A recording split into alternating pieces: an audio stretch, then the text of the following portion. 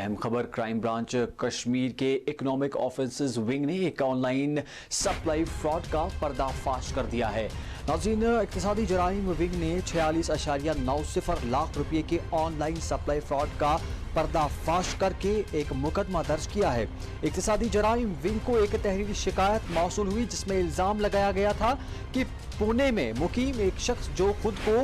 DK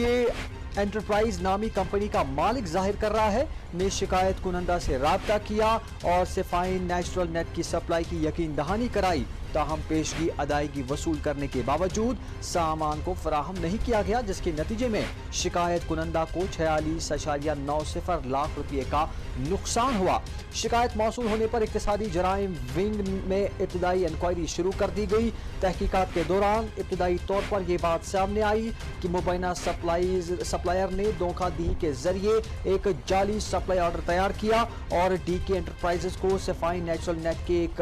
मुस्तनद supplier के तौर पर गलत तरीके से पेश किया। इस धोखाधड़ी के जरिए शिकायत कुनंदा को रकम अदा करने पर मजबूर किया गया, जो बाद में जाली साबित हो गया। नाज़रीन, मुल्जिम की ये कार्रवाइयाँ ताज़ीरात हिंद की दफ़ा 420 और इंफॉर्मेशन टेक्नोलॉजी एक्ट की दफ़ा D66 के तहत काबिल सज़ा जराइम के ज़ुमरे में आती है और इस सिलसिले में पुलिस स्टेशन इक़्तिसादी जराइम विंग क्राइम ब्रांच कश्मीर में बाकायदा तौर पर एक मुकदमा दर्ज कर लिया गया है। तो नाज़रीन, ये एक बड़ी कार्रवाई economic offences wing crime branch की तरफ से 46.90 लाख रुपये के ऑनलाइन फ्रॉड सप्लाई का यहाँ पर पर्दाफाश किया गया है। इक़्तिसादी जराइम विंग को एक तहरीरी शिकायत मौसूल हुई थी जिसमें इल्ज़ाम लगाया गया था कि पुणे में मुकीम एक शख्स खुद को DK एंटरप्राइजेस नामी कंपनी का मालिक जाहिर कर रहा है और शिकायत कुनंदा से उसने राब्ता किया और सिफाइन नेचुरल नेट की सप्लाई की यकीन दहानी भी कराई। ताहम एडवांस अदायगी वसूल करने के बावजूद उसने सामान फराहम नहीं किया,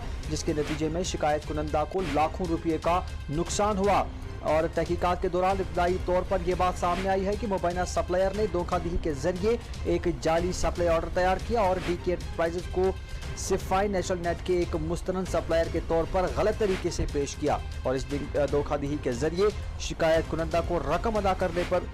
मजबूर किया गया, जो बाद में जाली साबित हुआ।